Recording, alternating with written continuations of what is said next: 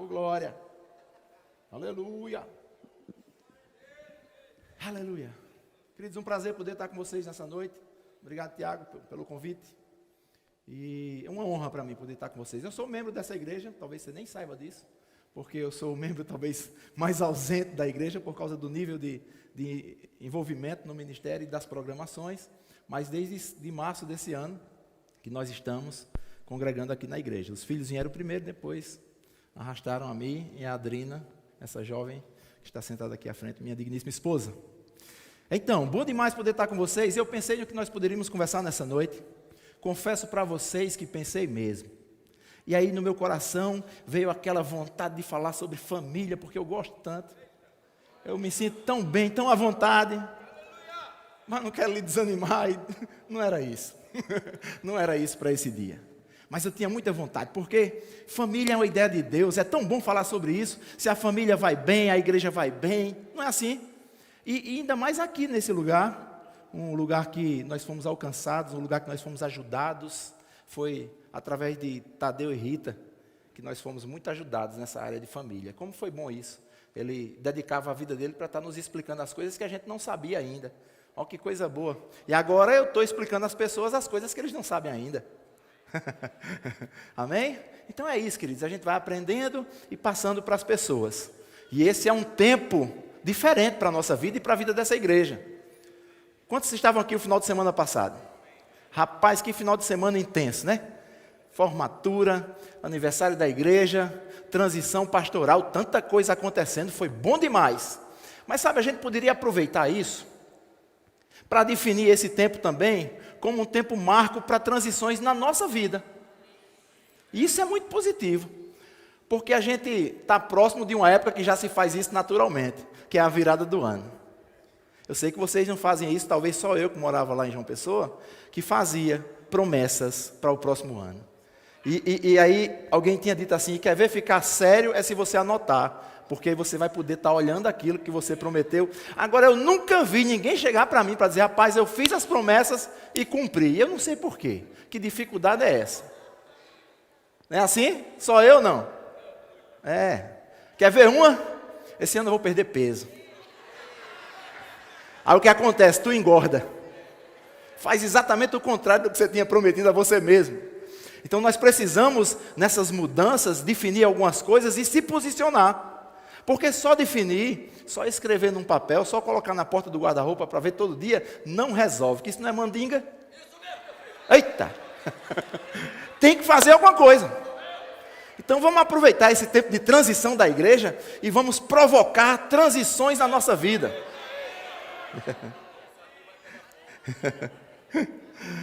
E eu comecei a meditar um pouco, procurando o assunto que nós íamos conversar nessa noite, e eu me deparei com um problema. Talvez você esteja pensando, será que hoje é domingo, é dia de problema? Mas eu me deparei com um problema, eu tenho visto isso no dia a dia, até no ministério conversando, a gente falou um pouco sobre isso, mas hoje está tendo uma dificuldade da gente evangelizar. Já parou para pensar sobre isso? As pessoas estão difíceis de receber o que a gente vai falar sobre igreja, porque formularam uma ideia que foi implantada por alguém sobre igreja, e agora está ficando um pouco mais complicado. E o que é que está acontecendo? Um recuo. Já que está difícil, eu recuo. E qual é o grande trabalho que a gente tem visto nas igrejas hoje? Graças a Deus que isso não acontece aqui. Mas por onde a gente aconselha? Que o gasto do tempo está sendo muito mais para o povo que está na igreja do que mesmo se lembrando das pessoas que estão fora. Muito obrigado pelo apoio, meu irmão. Aí eu comecei a pensar sobre isso. Tem alguma coisa que está acontecendo que precisa ser quebrada, que tem alguma coisa errada aí nesse negócio. Certa vez eu participava de uma igreja, e lá naquela igreja tinha um departamento de evangelismo. Acho que vocês já ouviram falar sobre isso. E era interessante que a igreja tinha aproximadamente 300 membros, e o departamento de evangelismo tinha aproximadamente 3 pessoas. Todos os demais não faziam parte do departamento. Mas esses 3 eram esforçados. Eles pegavam os papéis que nós chamávamos de caça-alma. Eu não sei como chama aqui, mas lá a gente chamava caça-alma. E eles saíam todo sábado à tarde no sol quente. Que parece que era para o negócio ficar mais no sol quente. Eles saíam e iam evangelizar. Depois voltavam e contavam alguns testemunhos. Pronto, nossa igreja evangelizava. Com 3 de um grupo de 300 que faziam um trabalho no sábado à tarde. Queridos, isso é para todo mundo. Tá, eu vou começar essa noite despertando você. Você está esperando por quem para evangelizar? Se é você mesmo que foi enviado. Você não pode esperar por você. Tempo de transição. Tempo de mudanças. Tempo da gente dar um rumo novo a algumas coisas, queridos. Nós estamos convivendo com pessoas que estão morrendo. Morrendo espiritualmente. Estão morrendo fisicamente. Nós precisamos fazer alguma coisa. Sabe aquele fervor que existia de se convidar pessoas para ir para a igreja? Parece que aquilo se perdeu. Eu indo já é muito bom. Mas eu preciso convidar pessoas para vir para a igreja, para ouvir essa palavra, para ser liberto como eu fui. Minha vida com um destino prévio traçado, o inferno. De repente eu me deparo com a palavra, sou convencido por esse projeto de Jesus Cristo, criado por Deus, mudo o rumo da minha história, pronto. Agora eu venho para a igreja, sento, está tudo muito bom. Não está. Porque ele disse, você que foi mudado o rumo, agora você tem uma incumbência. Mudar o rumo de outras pessoas. Lá estava eu no encontro de casais, convidado para fazer aquele negócio que eu até achava que não ia ser bom, não. Eu digo, eu vou para esse negócio fazer o quê ali? Eu vou me irritar nesse negócio, que parece que eu estou vendo que é coisa de crente, vai estar todo mundo aleluia e glória a Deus. E essa era a minha grande preocupação. E eu lembro que no final de semana que ia ter esse encontro, eu estava programado para ir para uma competição de karatê, e resolvi desistir da competição para ir para o encontro. Mas eu fui tão armado que eu disse à minha esposa, ó, se chegar lá, e começar com essa historinha, escapasse, isso Tadeu. Começar com essa historinha de aleluia e glória a Deus, eu vou quebrar todo mundo lá. Esse era o projeto. Eu ia quebrar todo mundo. Cheguei lá, fui quebrado por todo mundo.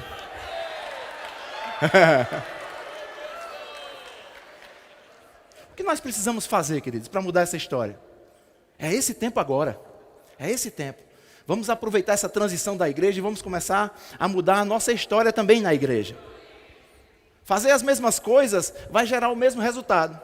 Se eu quero resultado diferente, eu tenho que fazer coisas diferentes. Amém? Tem um texto na Bíblia, no livro de Mateus, capítulo 7. Eu acho que vão passar aqui, ou se você quiser abrir também, vai dar certo. Mateus, capítulo 7. Aleluia. A partir do verso 24, esse texto também se repete em Lucas 6, fala sobre os dois fundamentos.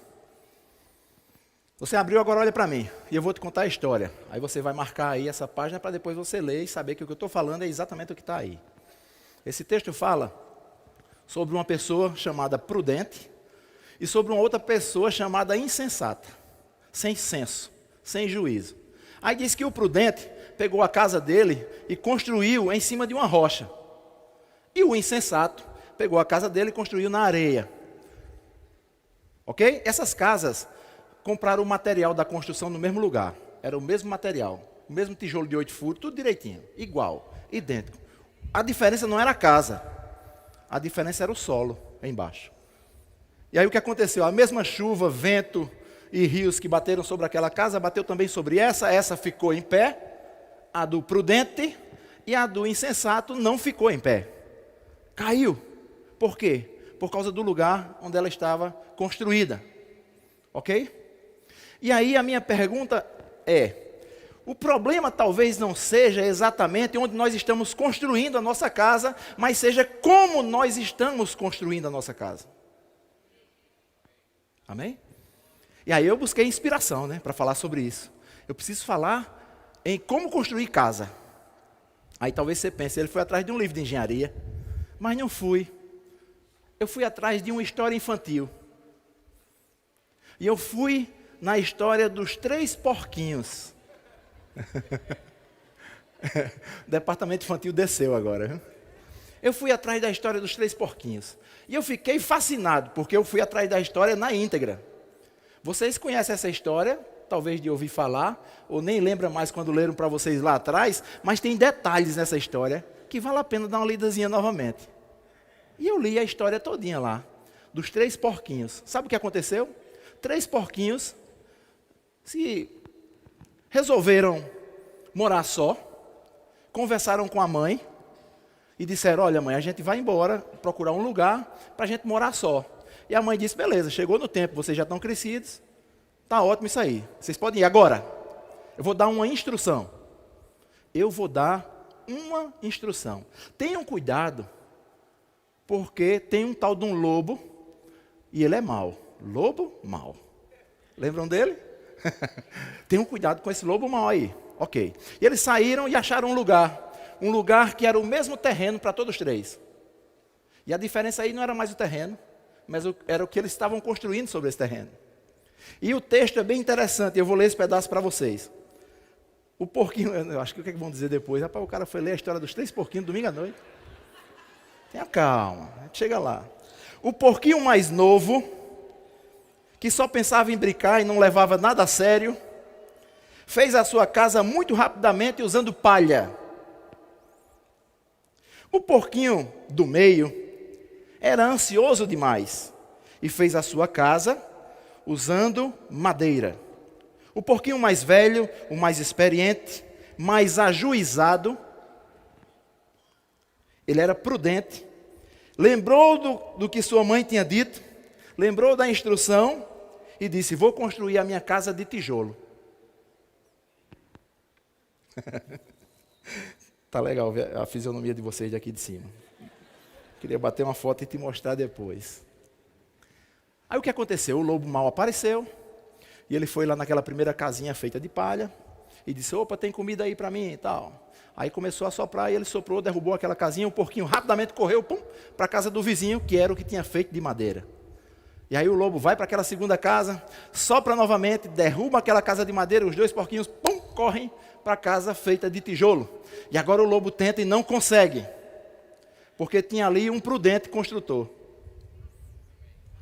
Sabe, queridos, nós precisamos começar a ser prudente naquilo que nós estamos construindo.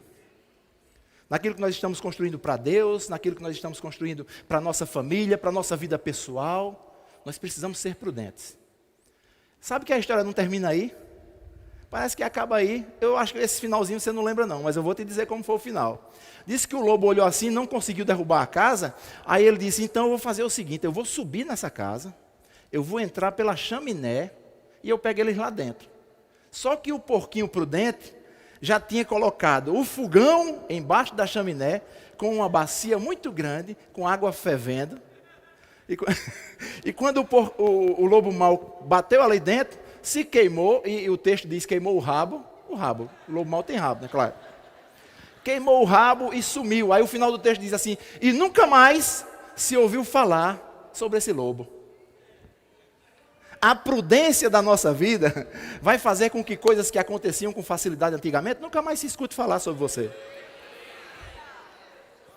Os 3 porquinhos. Rapaz, que coisa boa. Vamos mais. A sua construção fala sobre você.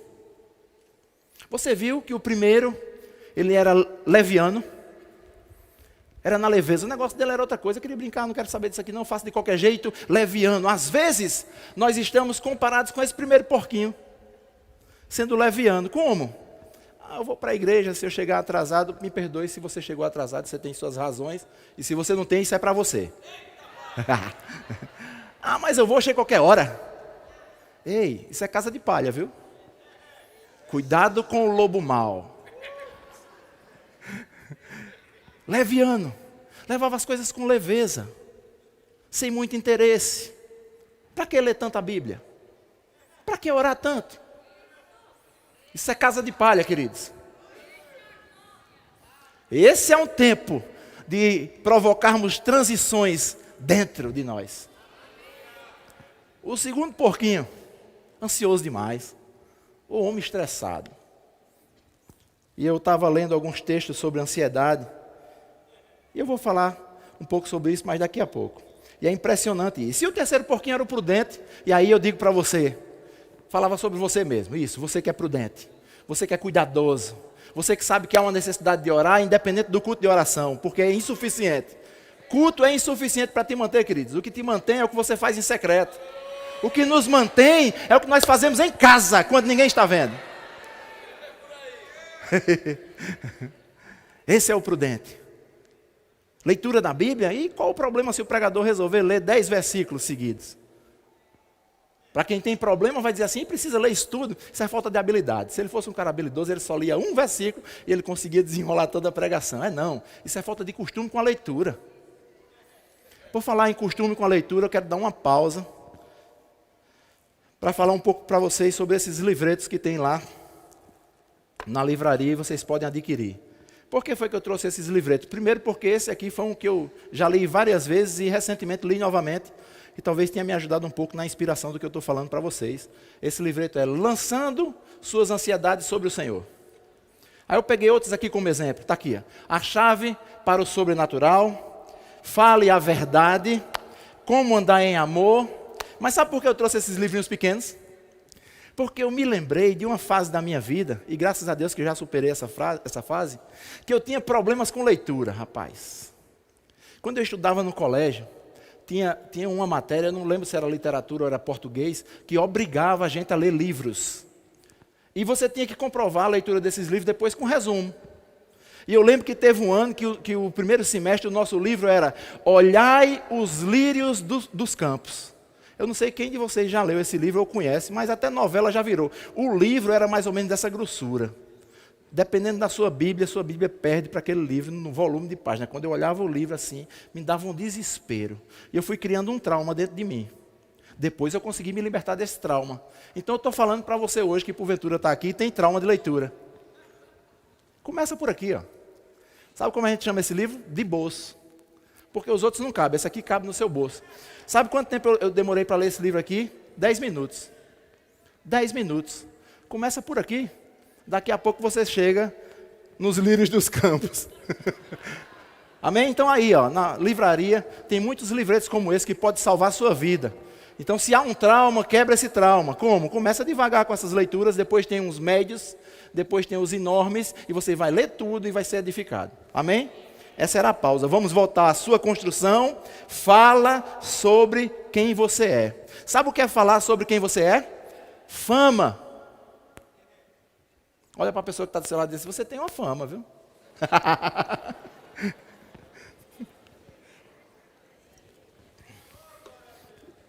Todos nós temos uma fama.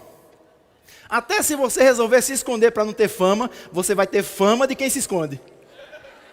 Tem que ter uma fama. Não tem como fugir disso. Sabe o que significa fama? Conceito bom ou mal que se tem de alguém. Reputação. Nós temos uma reputação. Há um conceito formulado sobre você. E para falar sobre fama, eu queria ler alguns versos com você. Mateus capítulo 4, versos 23 e 24. Você pode abrir comigo?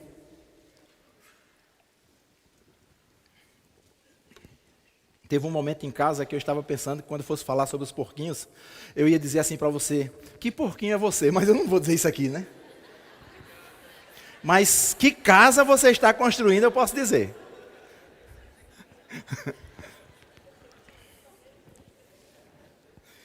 Mateus capítulo 4, versos 23 e 24 diz o seguinte: percorria Jesus toda a Galileia, ensinava nas sinagogas, pregava o evangelho do reino e curava toda sorte de doenças e enfermidades entre o povo. E a sua fama correu por toda a Síria. Trouxeram-lhe então todos os doentes, acometidos de várias enfermidades e tormentos, endemoniados, lunáticos e paralíticos, e ele curou a todos. O que levou as pessoas a levar esses enfermos para ele? A fama. E a pergunta que eu te faço é, tua fama tem levado quem para perto de você? Eita, me lembrei de uma música. Eu vou cantar um pedaço dela. Depois, Tiago, tu me corrige no final aí, em bota de castigo, qualquer coisa. Já estou aqui mesmo. Se vier pegar o microfone, eu corro, você não me pega aqui não. A música diz assim, do tempo de Tadeu. E o seu nome era Jesus de Nazaré. Como é o resto? Vamos cantar comigo. Sua fama. Ó. O quê? O fenômeno de um jovem pregador que tinha tanto amor. Eita, e depois vão dizer, eu assisti o Padre Zezinho lá na igreja de vocês.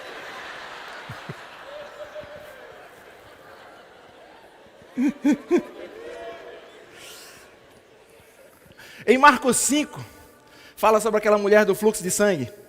E aquela mulher também tinha ouvido sobre a fama de Jesus. E quando ela disse, ei, Jesus está ali, por saber da fama, ela disse, eu vou para ali que alguma coisa vai acontecer. O mesmo aconteceu com Bartimeu, o cego. Disseram, ele disse, quem está vindo aí? Rapaz, Jesus de Nazaré. Disse, opa! Aí ele disse, Jesus de Nazaré, sei quem é, já ouvi sobre ele. Conheço a fama dele. Aí ele diz, Jesus, filho de Davi, tenha compaixão de mim. Ele sabia quem era, sabia a linhagem e sabia o que podia fazer por ele. Já tinha uma informação, tinha uma fama. Você tem uma fama. E nós não podemos ter a fama daqueles que atrapalham o andamento das coisas lá fora. No culto de transição, sabiamente, o nosso pastor Tiago Borba falou sobre 9 itens. E o item número 7 dizia sobre o testemunho lá fora. Confere? Isso. O item número 7 falava sobre o testemunho lá fora. Talvez essa ideia do lá fora, rapaz, e aqui dentro? Aqui dentro, já não precisa nem dizer, né? E até porque também aqui dentro fica fácil. Aqui é mais fácil. A paz do Senhor, irmão. E a paz do Senhor está ficando tão automático que já tem gente dizendo assim, a paz do Senhor, a paz do Senhor. A paz é o quê? Um departamento? Paz do Senhor, irmão. Paz do Senhor, irmão. Mas aqui dentro tudo é mais fácil, queridos. Mas nós não vamos morar aqui. Quando acabar o culto, a gente tem que sair. E sabe o primeiro canto que a gente vai? Se não for lanchar, para casa. E na sua casa você também tem uma fama. Qual é a fama que nós estamos construindo em casa?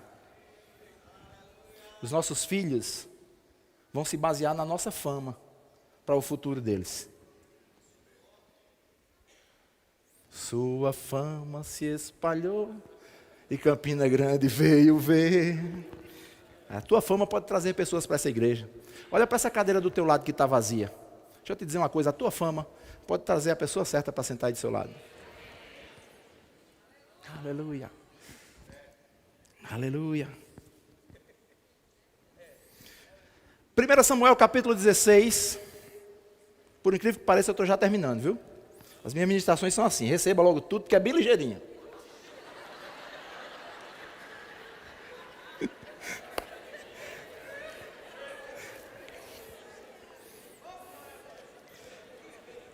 Primeira Samuel capítulo 16, a partir do verso 17, fala sobre uma influência que o rei Saul recebeu de um jovem que estava vendo o sofrimento de Saul quando ele era apoderado por um espírito maligno. E o jovem disse assim, olha, tem uma forma aí de você resolver essa parada. Música. Arrume alguém que toque bem, que vai dar certo. E o texto diz o seguinte, a partir do verso 17. Então disse Saul aos seus servos, buscai-me, pois, um homem que toque bem e tragam-o aqui. Verso 17. Então respondeu um dos moços e disse, eis que tenho visto o filho de Jessé, o belemita, que sabe tocar bem. Você percebeu que o verso não parou aí? O que é que o rei tinha pedido? Olha para cá. O que é que o rei tinha pedido? Arruma uma pessoa que toque bem. Aí o cara disse, ó, tem Davi que toca bem. Resolveu? Deixa eu te dizer mais o que o texto fala. Aí diz assim, ele sabe tocar bem, mas ele também é. Eita glória. Ele sabe tocar bem, mas ele também é valente, vigoroso, homem de guerra, prudente em palavras, de gentil aspecto, e o Senhor é com ele. Aleluia. O segredo para ser liberto naquele louvor não era o cara que tocava bem, era o último item. Talvez por falta de conhecimento foi para o último. Mas só tocar bem não resolveria.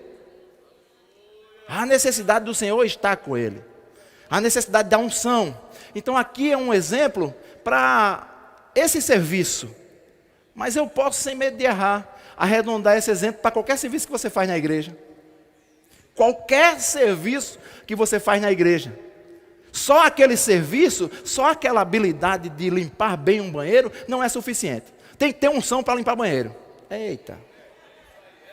Se só limpar, quem entrar vai ver limpo. Se limpar com unção, quem entrar diz, eu quero ir de novo. Estou nem com vontade de fazer xixi, mas eu vou de novo, porque o negócio foi sobrenatural. Um exemplo talvez mais simples para você entender o que eu estou falando. Onde você está se envolvendo na igreja? Não seja simplesmente a pessoa que tem habilidade para fazer aquilo que você foi chamado para fazer. Mas tenha outras características, inclusive a de que o Senhor é com você. Sabe quando Samuel foi ungir Davi? A Bíblia diz que a partir do momento que ele foi ungido, o Espírito Santo se apoderou dele. As pessoas tinham um testemunho sobre a fama de Davi. E a fama é: o Senhor é com ele. Mas já nem sabiam o que é que já estava acontecendo, o negócio estava mais profundo. Agora não só mais o Senhor era com ele, mas se apoderou dele. Sabe o que é se apoderar, queridos? Você se anula para que outra pessoa faça no seu lugar.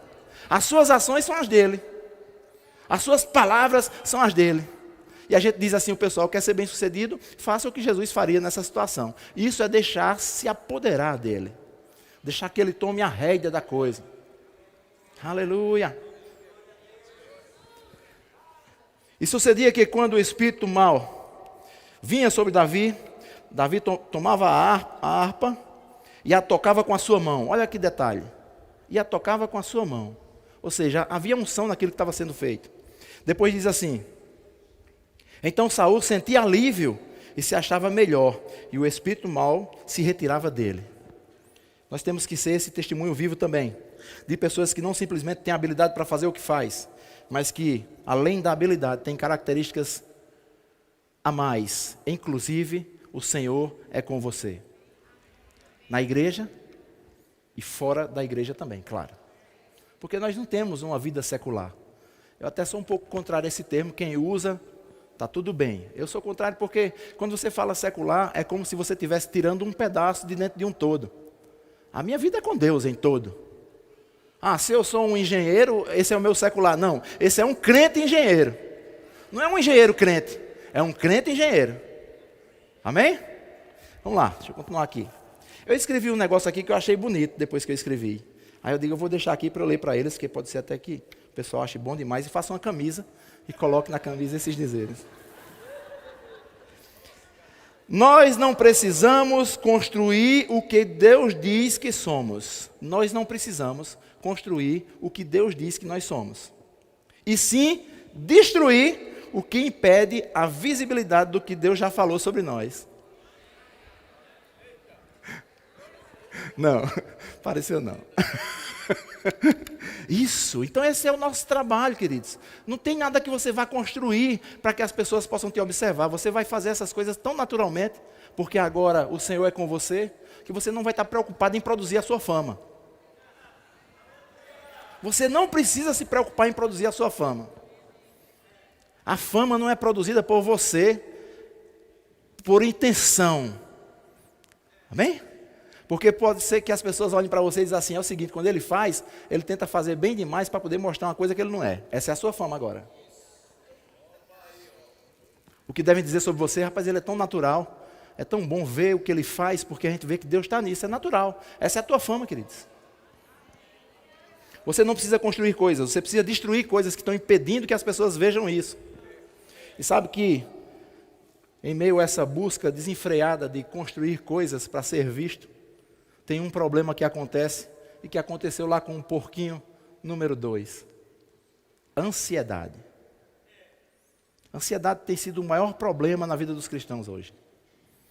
Ansiedade é um excesso de futuro. Ansiedade é primo de preocupação. São família, eles são primo legítimo. E tanto ansiedade como preocupação não tem a ver com as coisas que passaram. Tem a ver com as coisas que estão por vir. Agora deixa eu te dizer uma coisa. Se há ansiedade, não há confiança. Concorda comigo? Se há ansiedade, não há confiança. Porque quem acaba com a ansiedade é a confiança. Ansiedade é não ter aquela certeza do que vai acontecer. Rapaz, e a nossa tendência é sempre olhar para o lado ruim. Isso vai dar errado. Isso é falta de confiança. Porque primeiro eu tenho que saber: o que eu estou fazendo é o que Deus quer que eu faça? É. Então se é, vai dar certo. Porque não é a minha própria vontade, é a de Deus. Então fica tranquilo. A vida da gente tem que ser tão tranquila, queridos. Tão tranquila que você nem imagina. Sem se preocupar com nada. Aliás, eu vou dizer, só teria uma coisa que você podia pensar sobre ela: eu preciso estar na vontade de Deus. Porque depois que você entra na vontade de Deus, não tem que se preocupar com mais nada. Ansiedade pelo que vai acontecer ou deixar de acontecer? Não, rapaz, fica tranquilo. A frase da camisa agora é: vai dar certo.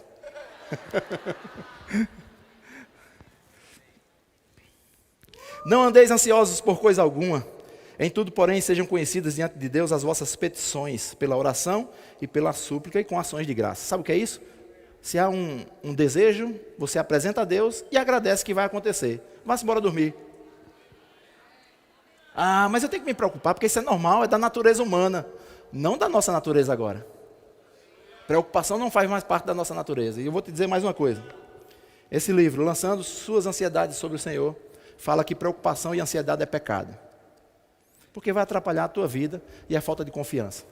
Queridos, pensa se Daniel ficasse ansioso, preocupado, no dia que disser assim: rapaz, você não se curvou, você se curvou a um outro Deus e a gente vai ter que te jogar na cova dos leões. Meu Deus, e agora? Rapaz, esse leão, eu conheço a fama desse cara. Ele pega, não é brincadeira não. Olha, isso é ansiedade, preocupação. Tem isso no relato bíblico? Tem não. Parecia até que Daniel estava dizendo: rapaz, então vai. É para jogar? Joga. Eu não sei se você já prestou bem atenção nessa história. Rapaz, que coisa profunda. O rei manda que coloquem Daniel na cova dos leões. No outro dia o rei vai lá. Porque o rei já conhecia a fama de Daniel. Ele já tinha visto outras coisas acontecer. Porque se era certo que ia morrer, o que é que o rei vai fazer lá? Dizendo: Daniel, chama morto. Tinha uma dúvida nele, por causa da fama. Sua fama se espalhou. Já viu isso? Sabe o que acontece depois? Você já leu isso, você vai lembrar. Depois ele vai e tira Daniel e diz: mas pai Daniel, eu vou dizer uma coisa a você. Seu Deus quer saber de uma coisa? Todo mundo agora vai ter que se prostrar a esse teu Deus aí. Agora pega aquele pessoal que me induziu a fazer isso com você e vamos jogar ele com as famílias dentro dessa mesma cova. Não trocaram de leão não, queridos, era o mesmo leão. Sabe o que é que o relato diz? Que o leão quebrava os ossos deles antes deles chegarem no final da cova. Pegou no ar. O mesmo leão que não pegou Daniel. Porque tinha confiança. Imagina o que seria na vida de Sadraque, Mesaque e Abednego quando disseram: olha, vocês agora vão ter que ser jogados nessa fornalha aí. Sabe o que eles disseram? Rei, o senhor faça o que o senhor achar melhor. Mas a gente serve esse Deus, ó, na boa. Aí o rei ficou com raiva, disse: manda aumentar esse negócio aí, 7 vezes mais. Aí joga lá. Se você já prestou atenção nesse texto, você vai ver que os homens fortes do reino, quando lançaram os 3 dentro da fornalha, morreram na porta. Aí eu te pergunto, por que os outros 3 também não morreram? Sabe por quê? Porque talvez você não esteja nem vendo ainda, mas Deus já está trabalhando porque você confia nele. Depois foi o espanto do povo. A gente jogou 3, estou vendo 4 andando, o quarto tem uma aparência assim e tal. O que foi que aconteceu? O milagre já tinha acontecido na porta. Você está bem sentadinho aí ouvindo essa palavra? Está esperando algum milagre, alguma ação de Deus na tua vida? Ei, alguma coisa já está acontecendo. Já está na porta. Fica tranquilo. Vai dar certo. Lança sobre ele toda a sua ansiedade. Porque ele tem cuidado de você. Essa convicção de que ele cuida de mim me dá tranquilidade, queridos. Aperrear por quê? E a Bíblia diz: o que é que você pode fazer com o seu aperreio? Aperreio é para traduzir ansiedade para os dias de hoje. Versão Alagoa Grande. Terra que eu nasci. O que você vai poder melhorar em algum problema que você se depara com ele, ficando aperreado? Nada. Então eu não vou fazer isso. Mas ficando tranquilo, tudo. Então eu vou ficar tranquilo. O que vai quebrar a tua ansiedade, queridos, é a confiança em Deus. E para ter confiança em Deus, tem que saber quem Ele é. Para saber quem Ele é, tem que ter intimidade com Ele. Para ter intimidade com Ele, tem que ler a Bíblia. Aleluia! Tem que orar, tem que vir para o culto, tem que ter comunhão com os irmãos. Esse é o projeto. Que tal aproveitarmos esse tempo de transição e provocar uma transição particular, pessoal? Sai da ansiedade e entra no descanso. É isso que Deus tem programado para a minha vida e para a sua vida, queridos. E esse é um bom tempo para darmos os passos certos. Fica tranquilo. Deus ainda é Deus. O mesmo Deus que protegeu os homens na fornalha, o mesmo Deus que cuidou de Daniel na cova, é o mesmo Deus que tem cuidado da sua vida. Aleluia! Aleluia! Aleluia! Portanto, humilhai-vos debaixo da poderosa mão de Deus, para que Ele os exalte em tempo devido ou oportuno. Lancem sobre Ele toda a sua ansiedade, porque Ele tem cuidado de vocês. Como eu posso lançar algo não material? Eu posso lançar um livro. Lancei. Mas como lançar a ansiedade? Como é que eu faço para pegar essa ansiedade e lançar? Deixa eu te dizer uma coisa. Tem um texto na Bíblia, não precisa se abrir. Eu vou encerrar agora. Eu tinha dito que ia encerrar que estava pertinho, porque o meu pertinho é assim também, tá? Depende do momento. Ainda estou no meu tempo ali. Rapaz, aqui é chique demais. Vamos lá. Mateus capítulo 11 diz o seguinte: venha a mim todos os que estáis cansados e sobrecarregados, e eu vos aliviarei. Tomai sobre vós o meu jugo e aprendei de mim, porque eu sou manso e humilde de coração, e você vai achar descanso para a vossa alma. O que é que nós estamos precisando? Sair desse desespero, da ansiedade e achar descanso. E ele está ensinando como é que você acha descanso. Porque a ansiedade cansa, queridos. Conviver com problemas diretos, essa tensão, cansa e mata. E ele está dizendo, ó, eu tenho descanso para a sua alma. Como? Fazendo isso aqui que ele está dizendo, indo a ele e tomando sobre mim, tomando sobre vós, o jugo dele. Você sabe o que é jugo? Se você é das antigas como eu, você sabe o que é um jugo. O jugo é uma peça de madeira que ela liga dois ganchos, e esses ganchos são colocados em dois animais. O que ele está dizendo aqui é que ele já está com a cabeça na parte dele aqui, do jugo, e essa outra tá vaga, é para você. E a carga que você está levando sozinho vai ser dividida. Ele diz, eu vou levar com você. E outra coisa, a gente vai estar tão pertinho que a gente vai conviver. E eu sou humilde, eu sou manso de coração, vai ser bom demais para você. Você vai sentir alívio para a sua alma. Sabe que se você for olhar alguma informação sobre jugo, você vai ver que ele foi produzido para ser colocado em animais da mesma espécie. Está falando sobre Deus e você. Criados da mesma espécie. E o alívio vai ser gerado para a sua vida. Acabou o tempo do desespero, queridos. Chegou o tempo do alívio. Fica tranquilo. No desespero as coisas não serão resolvidas. Mas na tranquilidade vai acontecer. Amém? Eu sou testemunha, eu vivo junto com a minha família do que Deus tem feito conosco, do que nós temos experimentado nesses últimos tempos por causa de um posicionamento. O posicionamento de ficar tranquilo. Quando eu digo ficar tranquilo, né, vá para a sua rede e passe o dia lá. É uma tranquilidade que você, mesmo trabalhando, você está tranquilo. Mesmo precisando fazer alguma coisa que possa exigir muito de você, você está tranquilo. Esse é o tempo de estarmos tranquilos. Transição feita. Agora vem a grande responsabilidade. Daqui a pouco o culto acaba. Daqui a pouco a gente vai para casa. E agora a gente volta para a nossa vida como se fossem as atividades normais do dia a dia. E agora é onde nós vamos precisar comprovar que isso que foi dito é bíblico, está implantado no seu coração e vai reinar a sua vida. A Bíblia fala sobre implantar a palavra dele no nosso coração. Implantar não é fazer uma coroa. Eu sei que tem dentistas aqui e sabem o que eu estou falando. Fazer uma coroa é uma coisa, que até aproveita a tua raiz. Pode até dar problema lá na frente. Agora, quando implanta, pega um pino, fixa no osso, acabou. Até para arrancar é novela. Pode comer coco, rapadura, o que você quiser com aquele dente, que ele está pronto. Não é assim? Implanta essa palavra no teu coração, anda tranquilo, divida essa carga com Cristo, Ele quer te ajudar. É esse o projeto de vida para mim e para você. Você pode ficar de pé?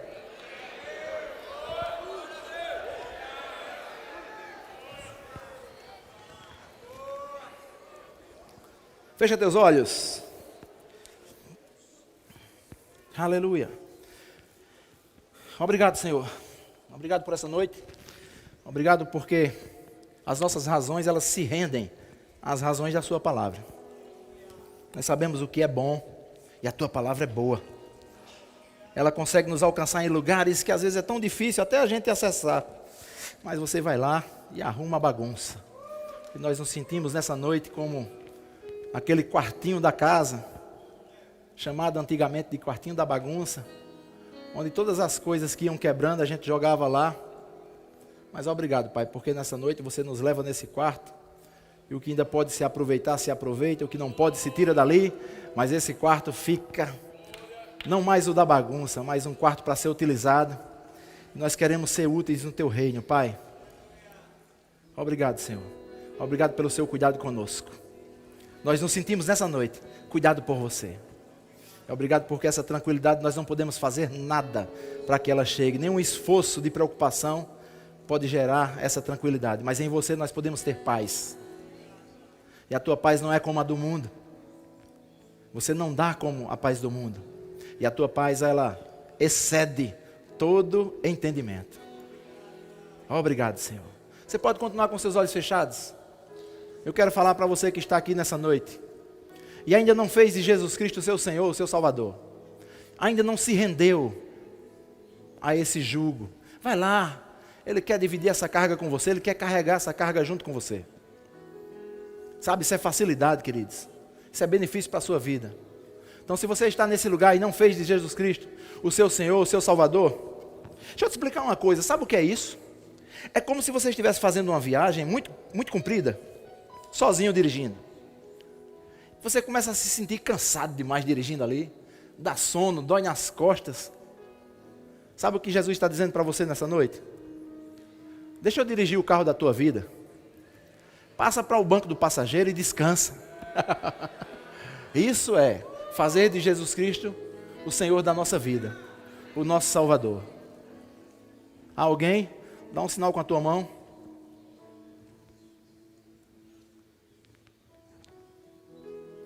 Alguém? Se você está perto de alguém que levantou a mão e eu não vi, dê um grito.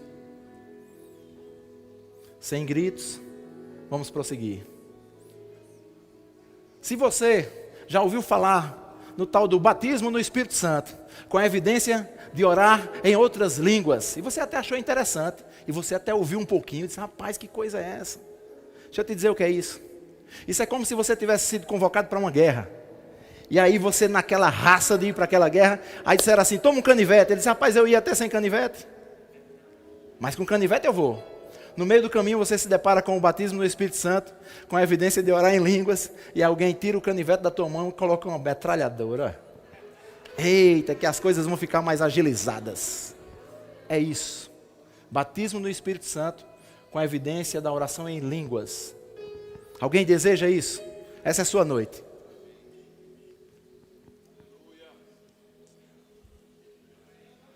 Glória a Deus. Mais alguém?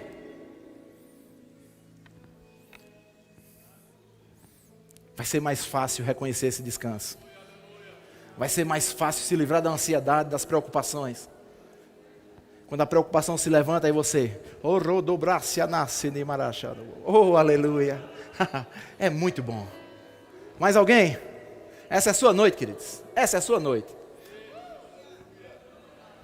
Aleluia. Glória a Deus.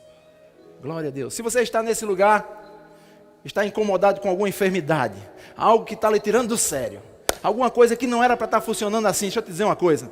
Na cruz do Calvário, Jesus levou sobre si todas as nossas dores e enfermidades. Isso é fato. Não tem mais como mudar isso. Então, se você está nesse lugar, eu quero te dizer mais uma coisa. A Bíblia também diz que os sinais hão de acompanhar os que creem. Aleluia. Quem crê aqui em cura? Tem como ter sinal aqui, queridos. Está cheio de gente que crê. E esses sinais hão de acompanhar os que creem, e em meu nome imporão as mãos sobre os enfermos, e eles serão curados. Quem põe a mão somos nós. Quem cura é Deus. Há alguém enfermo nesse lugar, nessa noite?